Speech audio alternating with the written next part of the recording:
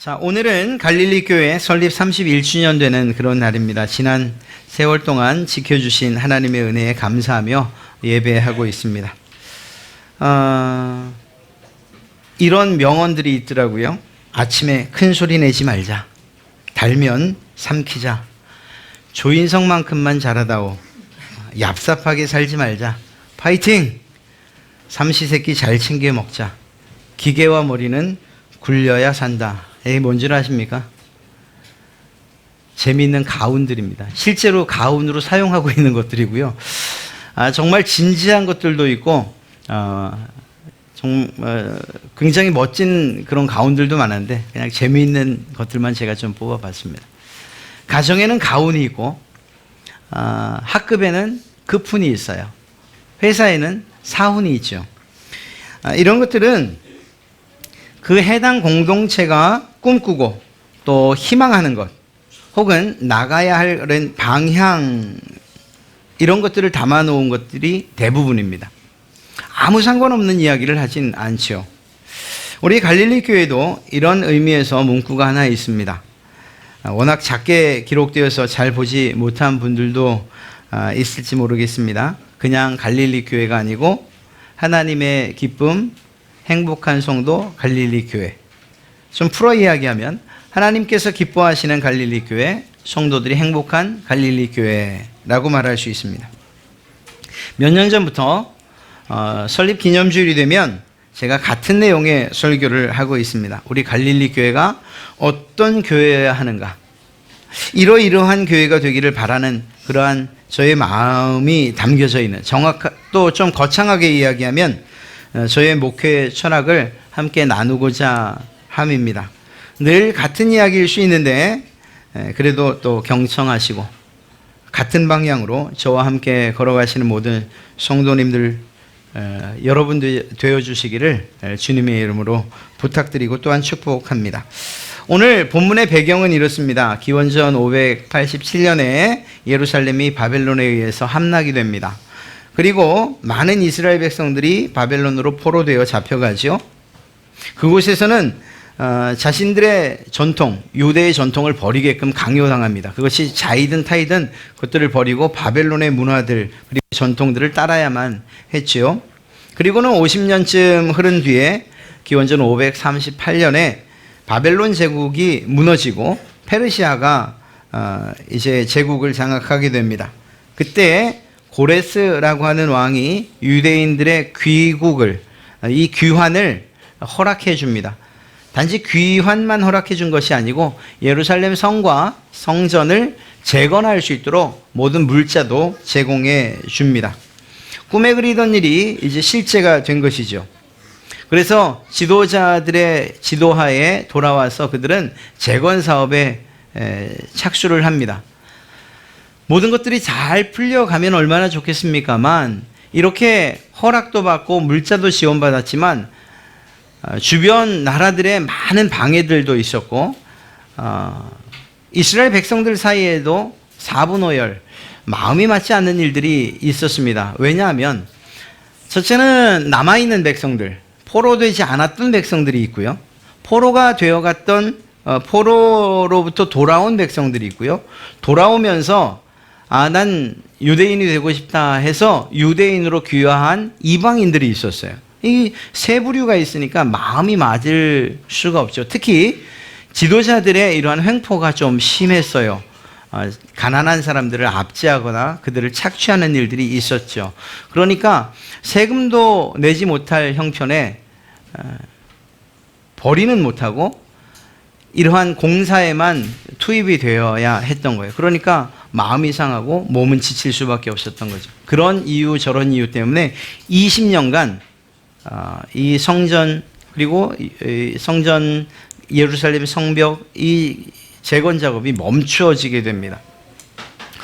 모든 것들이 금방 이제 회복되어지고 하나님께서 약속하신 것들이 바로 이루어질 것처럼 기대했는데 20년 동안 그런 상황이 돼버리고 마니까 이 백성들이 낙심하고 좌절할 수밖에 없었던 것이죠. 실망할 수밖에 없었습니다.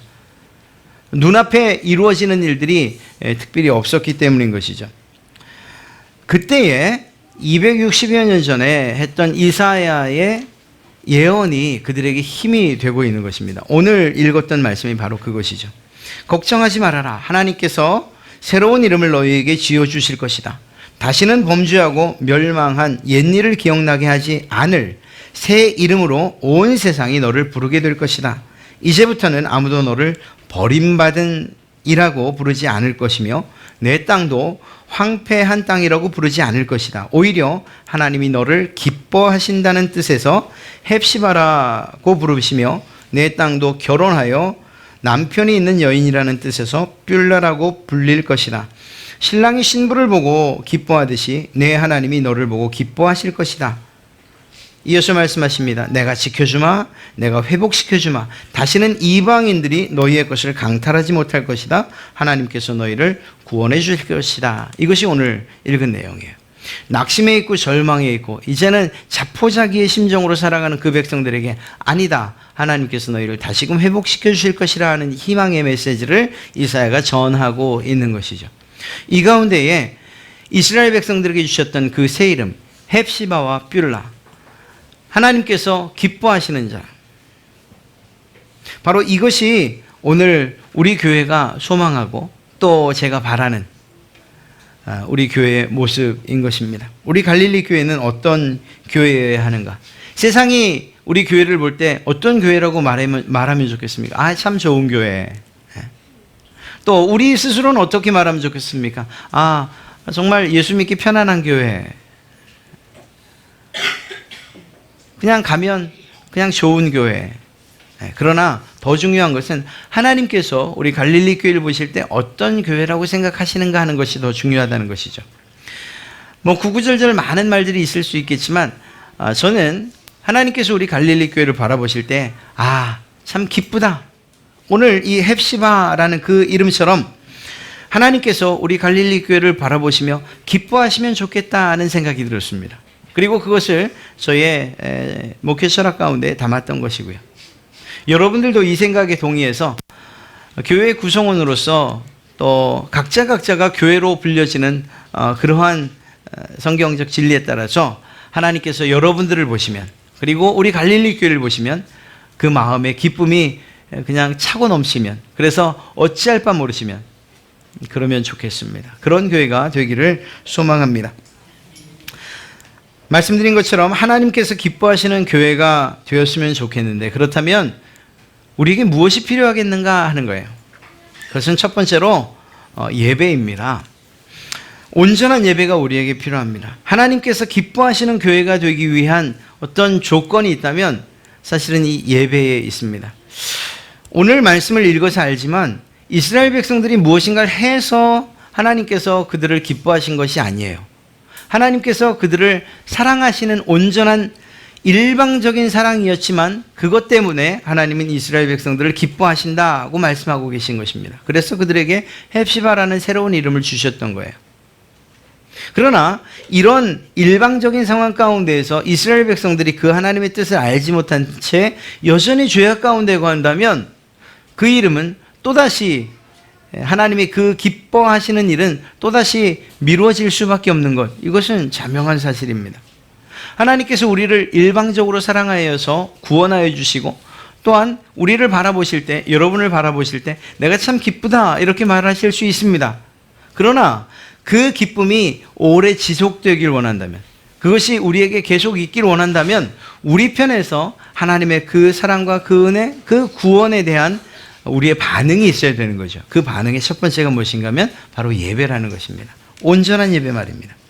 시편 51편 19절에서 그때에 주께서 의로운 제사와 번제와 온전한 번제를 기뻐하시리니 그때에 그들이 수소를 주의 제단에 드리리이다. 온전한 번제를 기뻐하시는 하나님, 온전한 예배를 기뻐하시는 하나님이시라는 것입니다. 본 시편의 말씀은 다윗이 지은 시입니다. 그런데 그가 밧세바와 동침한 후에 선지자 나단이 그의 잘못을 지적할 그때, 그래서 자신의 죄가 온 천하에 알려진 그때를 생각하면서 지었던 시입니다. 그러니까 다윗이 하나님 앞에 자신이 지은 죄로 인해서 고개를 들 수 없을 그때에, 그래서 하나님의 은혜가 아니고서는 예배는커녕 하나님 앞에 나오는 것조차 두려움이 되었던 그때에 지었던 시라는 거예요. 다윗은 기도합니다. 나의 죄를 용서해 주십시오. 오히려 하나님, 나의 마음에 정결한 마음을 창조해 주시고 정직한 영을 새롭게 해 주십시오. 무엇보다 이 죄로 인해서 나를 주의 전에서 하나님 앞에서 내쫓지 말아 주십시오. 내가 주의 구원의 즐거움을 내게 회복시켜 주십시오. 하나님 앞에서 제가 상한 심령, 망가진 심령으로 섭니다. 하나님께서 원하시는 제사가 바로 이러한 이 상한 심령이라고 말씀하지 않으셨습니까? 하나님께서 의로운 제사, 온전한 번제를 기뻐하시는 분인 줄 압니다. 제가 그런 예배자가 되겠습니다라고 하는 다윗의 고백이 담겨 있는 거예요. 이러한 고백은 다윗뿐만 아니라 여러분과 저의 고백이 되어야 할 줄로 믿습니다. 우리가 하나님을 기쁘시게 해드릴 수 있는 일이 무엇이 있겠습니까? 그것은 예배입니다. 예배 드리는 것 외에 또 다른 기쁨이 있을 수 있겠습니까? 그냥 어쩔 수 없이 누군가에 보이기 위해서 또 그냥 엄마 아빠가 가라고 하니까 억지로 끌려 나오는 그런 예배 아니고요. 온전한 예배를 기뻐하신다고 말씀하고 계십니다. 다른 신을 섬기는 사람들의 이야기이긴 합니다만 그 정성이 지극합니다. 1월에 스리랑카를 갔을 때 주일을 제가 보냈지 않습니까? 흰 옷을 입은, 하얀 옷을 입은 학생들이 거리를 정말 굉장히 활보라는 말이 틀리지 않을 정도로 많은 학생들이 그 교복을, 그 하얀 옷을 입고 다니고 있어요. 제가 물어봤어요. 저 학생들은 도대체 어딜 가는 겁니까? 절에 가는 거예요, 절에. 아니, 꼭 가야 돼요? 그래야 된대요. 물론, 절에서 도장을 찍어주지 않으면 졸업을 못해요. 그러니까 가기도 하는 거예요. 그런데 우리가 생각하기에, 그럼 그렇지. 저 아이들이 놀고 싶지. 그 일요일 날 절에 가서 예불 하고 싶겠냐. 이렇게 생각 들지 않습니까? 아니에요. 그 사람들의 신앙심은 진짜예요. 어느 정도 가면 길거리에 이렇게 불상들이 있어요. 사람들이 많이 다니는 곳은 좀 더 크게. 그런데 제가 버스를 기다리고 차를 기다리고 있었는데 지나가던 사람이에요. 그냥 지나가던 사람인데 신발을 이렇게 벗고 그 앞에 가서 이렇게 예불을 해요. 줄 게 없으니까, 바칠 게 없으니까 어디서 따온 꽃 하나를 이렇게 놓고 가요. 또 조금 있으니까 또 다른 사람이 와서 또 신발 벗고 그 앞에서 그냥 도로입니다. 도로. 그냥 맨 도로예요. 도로 그 앞에서 신발 벗고 서요. 그리고서는 예불하고 또 주머니에서 이렇게 헌금이라 그래야 되나? 하여튼 그 함이 있더라고요. 거기다 이렇게 넣어요. 그냥 삶이고 진심이에요. 그 학생들이 단지 졸업을 위해서 가는 게 아니고 그냥 진심이에요. 그 방향과 대상이 틀려서 그렇지 그 신앙심만큼은 대단하더라는 것입니다. 오늘 우리가 드리는 예배가 그 마음만큼은 그래야 되지 않겠냐는 거예요. 누구 때문에, 체면치레로, 그냥 믿어온 신앙의 나름의 전통 때문에, 그것 때문에가 아니라 하나님을 진심으로 예배하기 위해서 나오는 그러한 시간이 된다면, 그러한 예배가 된다면 하나님께서 정말 그러한 분, 바로 여러분들을 보고 기뻐하지 아니하시겠냐 하는 것입니다. 로마서 12장 1절엔 그러므로 형제들아 내가 하나님의 모든 자비하심으로 너희를 권하노니 너희 몸을 하나님이 기뻐하시는 거룩한 산제사로 드리라. 이는 너희에 드릴 영적 예배니라 라고 말하고 있습니다. 사도 바울 또한 같은 말을 하고 있는 거예요. 하나님은 우리 자신을 거룩한 산제사로 온전한 예배로 드리는 것을 기뻐하신다 하고 말하고 있는 것입니다. 물론 온전한 예배라는 것은 이곳에서뿐만 아니라 우리의 삶의 현장에서도 드려지는 그러한 예배를 이야기하고 있는 거겠죠. 이스라엘 백성들의 죄악이 무엇이었습니까? 하나님 앞에 나와 예배해요. 제사 드려요. 그런데 세상에 나가서는, 자기 집에 가서는 또 다른 동산으로 올라가서 다른 이방 신에게, 바알과 아세라에게 또 예배하는 거예요. 하나님께서 그러한 예배를 온전한 예배라고 말씀하실 수 있겠습니까? 그리고 그런 예배를 드린 이스라엘 백성들을 기뻐하실 수 있겠습니까? 그들이 심판당할 수밖에 없었던 이유가 바로 그것이에요. 우리의 마음이 이곳에서나 가정에서나 회사나 또 세상 가운데서 동일해야 돼요. 그래야 그것을 온전한 예배로서의 삶이라고 이야기할 수 있는 것입니다. 하나님께서 기뻐하시는 이러한 진정한 예배와 또한 기쁨으로 예배하시는 그러한 여러분 되시기를 주님의 이름으로 축복합니다. 또 한 가지는 즐거운 헌신이 있을 때 하나님의 기쁨이 될 수 있습니다. 무엇인가를 뭘 해야 된다는 것을 의미하는 것은 아니에요. 예배하는 것만으로도 충분해요. 그러나 하나님께서 우리를 교회 공동체로 세우셨을 때에 이 교회 공동체가 해야 될 일이 있고 또한 주신 사명이 있고 책임이 있다는 사실은 우리가 부인할 수 없을 것입니다. 그저 가만히 있는다고 모든 것들이 이루어지는 것은 아니지 않습니까? 우리의 몸이 있을 때 그저 가만히 있어서 살아있다고는 이야기할 수 없습니다. 활동이 돼야 되고 또한 그런 활동들은 결과를 내야 되는 거죠. 교회 공동체도 사실은 마찬가지입니다. 어떤 한 사람, 목사의 이익이라든가 어떤 한 사람의 이익을 위해서가 아닙니다. 그것은 올바른 교회라고 말할 수 없고요. 하나님께서 우리에게 원하시는 그러한 사명과 그리고 주신 사역을 행하는 일들, 그렇게 움직여 갈 때에 억지로가 아니라 마치 이 소가 이 콧줄에 꿰어서 끌려오는 것처럼 그렇게 어떤 일을 하는 것이 아니라 기쁨으로 하는, 자원하는 이러한 헌신이 우리에게 있어야 된다는 사실을 이야기하고요. 그러한 자원하는 즐거운 헌신이 있을 때 하나님의 기쁨이 된다는 것입니다. 이것은 하나님과 우리와의 관계만은 아니에요. 우리가 아이들을 키울 때 혹은 우리의 제자들과 함께 어떤 활동들을 할 때도 마찬가지예요. 어떤 아이들은 기쁘게 막 그 일들을 돕고 하는 아이들이 있는가 하는 반면에 뭘 줘야지 하고 또 그것 없으면 간식 없으면 안 하고 하는 이런 일들이 있으면 참 쉽지 않아요. 시키는 사람의 마음이 참 힘들어져요. 무슨 말인가 하면 역대상 29장 9절에 기록된 것처럼 백성들은 자원하여 드렸으므로 기뻐하였으니 곧 그들이 성심으로 여호와께 자원하여 드렸으므로 다윗 왕도 심히 기뻐하니라. 하나님께서 기뻐하실 뿐만 아니라 다윗 왕도 기뻐했다 이렇게 기록하고 있는 것입니다. 무슨 이야기입니까? 다윗의 때에 있었던 거예요. 성전을 짓겠다고 했을 때 하나님은 거절하셨죠. 그러나 그것으로 낙심하지 않고 성전 지을 제목들을, 이 재료들을 다윗이 준비하기 시작합니다. 그런데 자기만 한 것이 아니고 백성들에게도 동참을 요구했어요. 그때에 자원하는 백성들, 기쁨으로 드리는 일들이 있었던 거예요. 그래서 이젠 그만이라고 이야기할 정도로 말입니다. 그것이 정말 놀라운 일이었던 것이죠. 드리는 것들을 즐거워하고 있다는 겁니다. 이것은 사실 우리의 생각으로는 잘 맞지 않는 거예요. 받는 것이 즐거운 것 아닙니까? 주는 것, 이게 뭐가 그렇게 기쁜 일입니까? 내 것이 사라지는데. 놀랍게도 하나님에 대한 헌신, 그리고 하나님께서 기뻐하시는 헌신은 우리의 것을 드림에도 불구하고 기쁨으로 할 수 있다는 놀라운 특징을 가지고 있는 것을 보게 됩니다.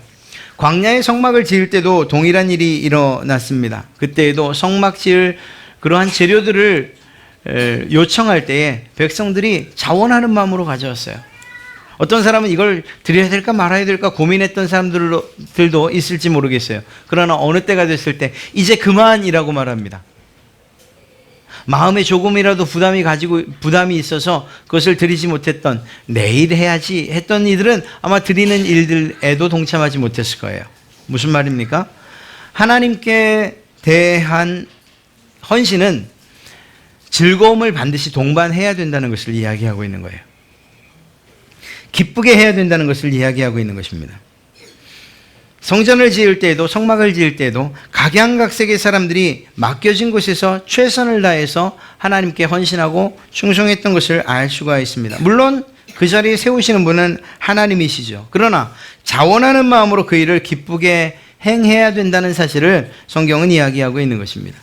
우리 갈릴리 교회도 마찬가지예요. 하나님께서 기뻐하시는 교회가 되기 위해서, 또 그러한 성도가 되기 위해서는 우리의 자발적이고 또한 자원하는 이러한 마음으로 일을 해야 되는 것입니다.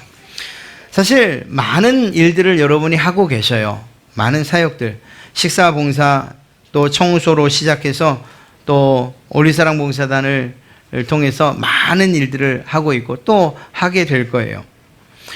그때마다 저는 참 감사한 것이 그 일을 할 때에 매우 기쁘게 행해 주시는, 기쁨으로 밤을 새며 또 기쁨으로 그 일들을 감당해 주시는 여러분들이 있어서 저는 매우 기쁘고 또한 행복합니다.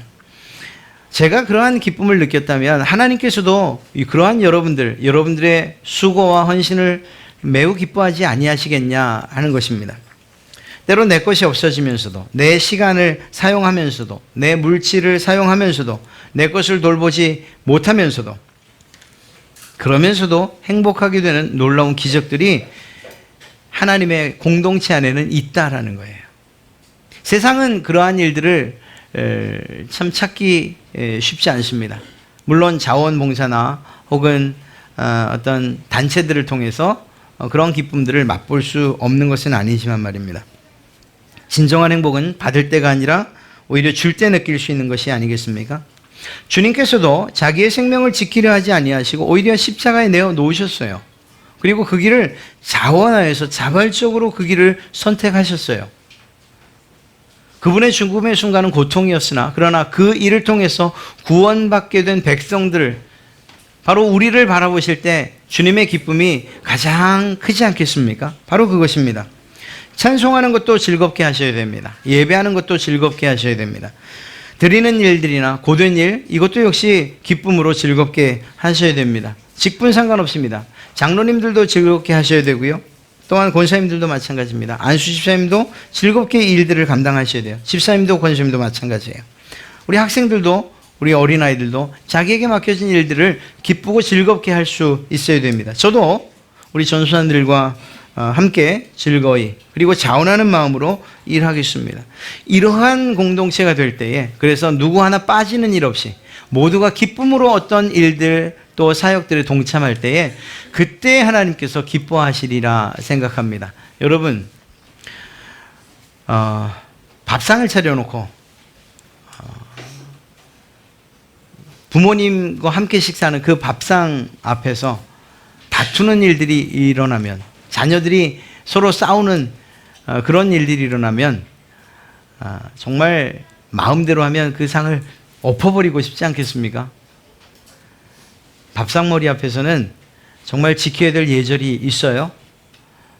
그것이 어디 그 앞에서만이겠습니까?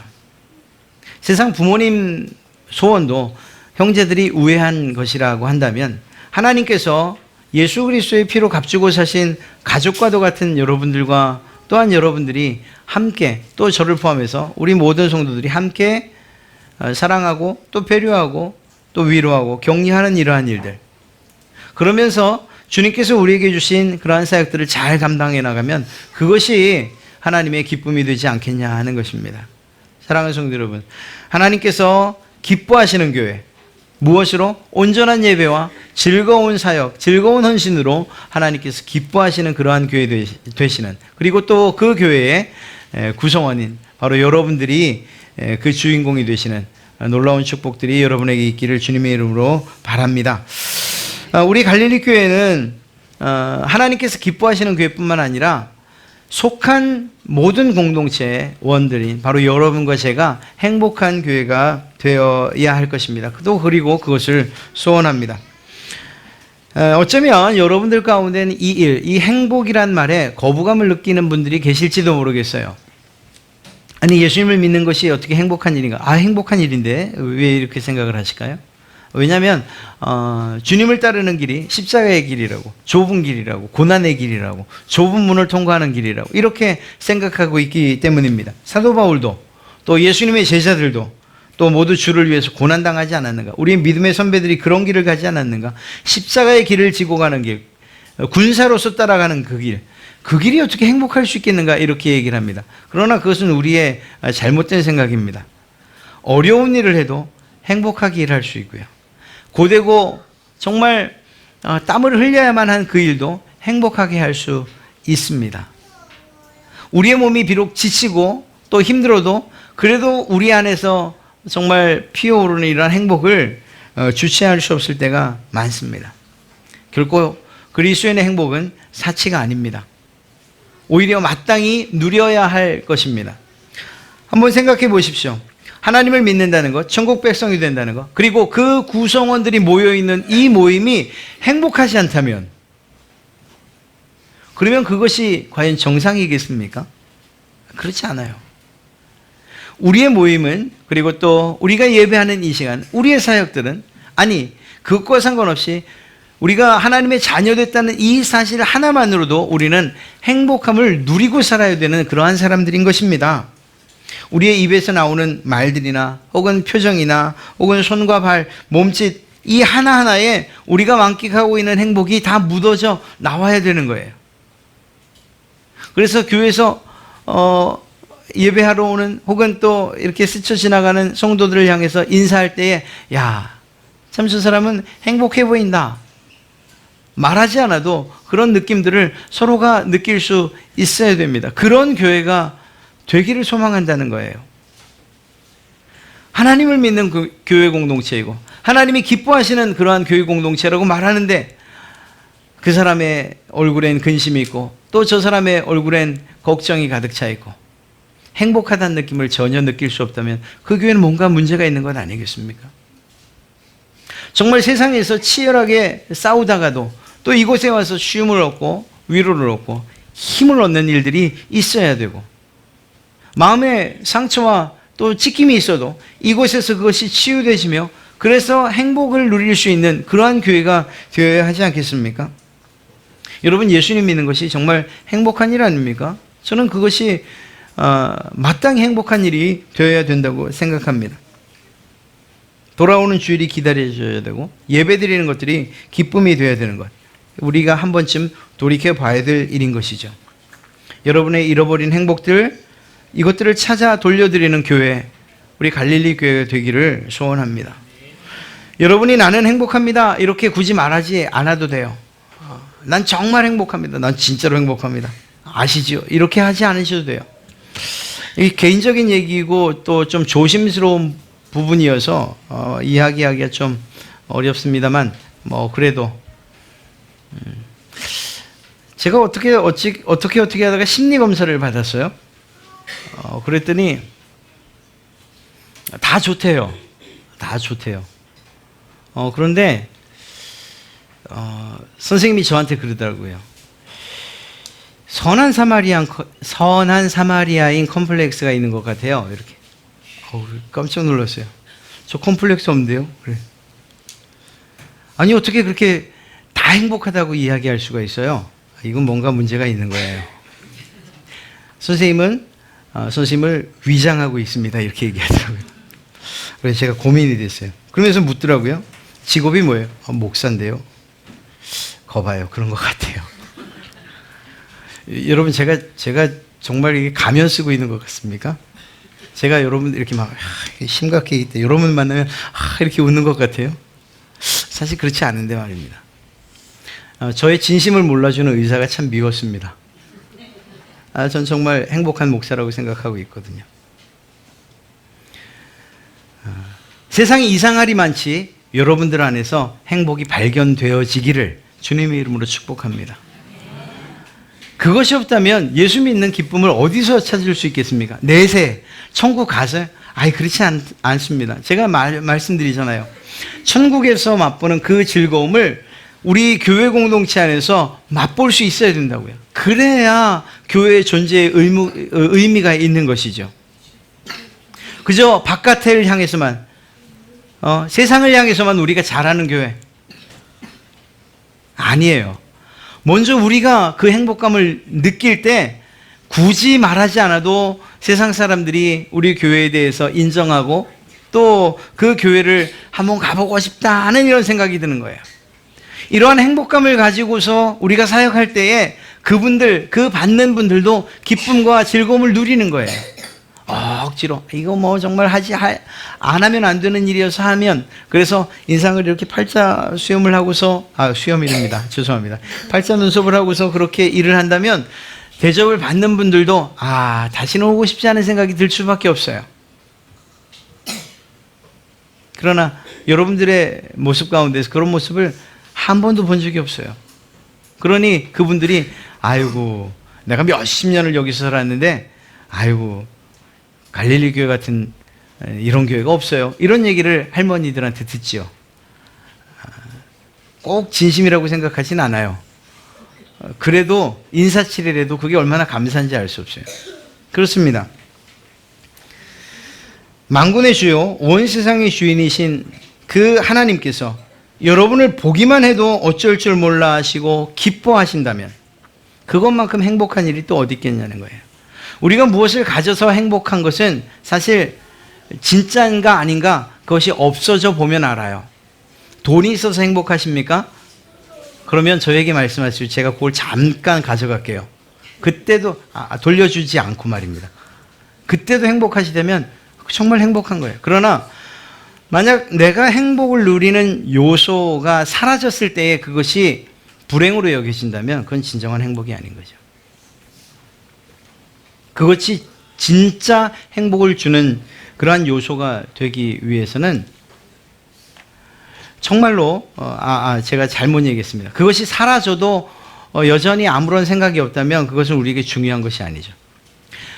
하나님께서 우리에게서 사라졌을 때에 우리가 불행감을 느낀다면 그렇다면 그분은 우리에게 반드시 필요한 존재이고 행복의 근원이 되는 것입니다. 그러한 여러분과 하나님과의 관계가 되기를 바란다는 것이에요. 하나님께서 여러분을 위해 하신다는 것, 우리의 구원을 위해서 예수님을 십자가에 못 박기까지 사랑하신 그 하나님 때문에 행복을 누리지 못한다면 우리가 정말 진정한 행복을 발견할 수 있는 곳이 어디 있겠냐 하는 거예요. 말씀드린 것처럼 돈이나 명예가 있으면 그리고 성공하면 자녀들이 잘 되면 그것을 행복이라고 말할 수 있습니다. 그러나 잠시 동안 행복을 느낄 수는 있을 것이지만 그것이 영원할 수는 없다는 사실이에요. 그것들이 이루어지면 또 다른 목표가 생기기 때문이죠. 그러면 그간의 행복은 또 다시 사라져버리고 치열한 전투 가운데로 또 다시 들어가는 거예요. 그러나 하나님께서 예수님께서 주시는 이러한 행복은 우리가 비록 세상에서 좀 가진 것이 없이 산다고 해도 사실은 충분히 경험할 수 있는 것들이라 믿습니다.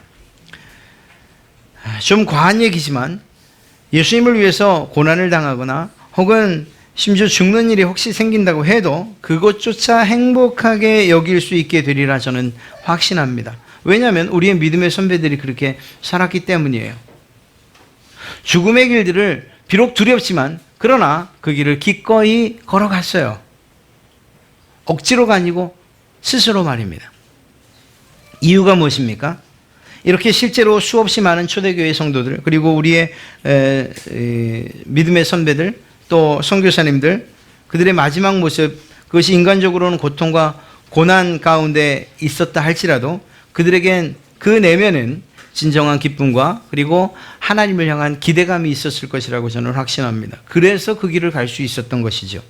우리의 조건이나 환경과 상관없이 여러분을 하나님께서 가장 기뻐하신다는 사실 이것 하나만으로도 충분한 그러한 행복이 되시기를 주님의 이름으로 축복합니다. 사랑하는 성도 여러분, 말씀을 마치죠. 우리 교회가 하나님이 기뻐하시는 교회, 모든 성도들이 행복한 교회가 되기를 소원합니다. 이 소원은 저뿐만 아니라 여러분의 소원이 되어 주시면 좋겠습니다. 그래서 그렇지 못한 분들이 왔을 때에 여러분들의 삶의 모습으로 예배하는 모습으로 진정한 헌신의 모습으로 하나님께서 기뻐하시는 일들을 보여주시고 또한 여러분들의 표정과 여러분들의 몸에서 우러나오는 그러한 행복을 보여주시기를 바랍니다. 그것들을 볼 때에 그분들 또한 하나님께로 더 가까이 나오게 될 줄로 믿습니다. 우리 갈릴리 교회의 이러한 표어를 마음에 깊이 새기시고 이러한 교회가 되기 위해서 모든 예배를 중히 여기시고 또 하나님께서 인정하시는 온전한 예배를 드리고자 애쓰고 노력하시며 떠나가 즐거운 헌신으로 기뻐한 마음으로 그렇게 자원하는 헌신에 임해 주시기 바랍니다. 하나님이 기뻐하시는 그러한 여러분과 우리 교회 그리고 또 진정한 행복을 경험하시는 놀라운 은혜가 있기를 주님의 이름으로 다시 한번 축복합니다.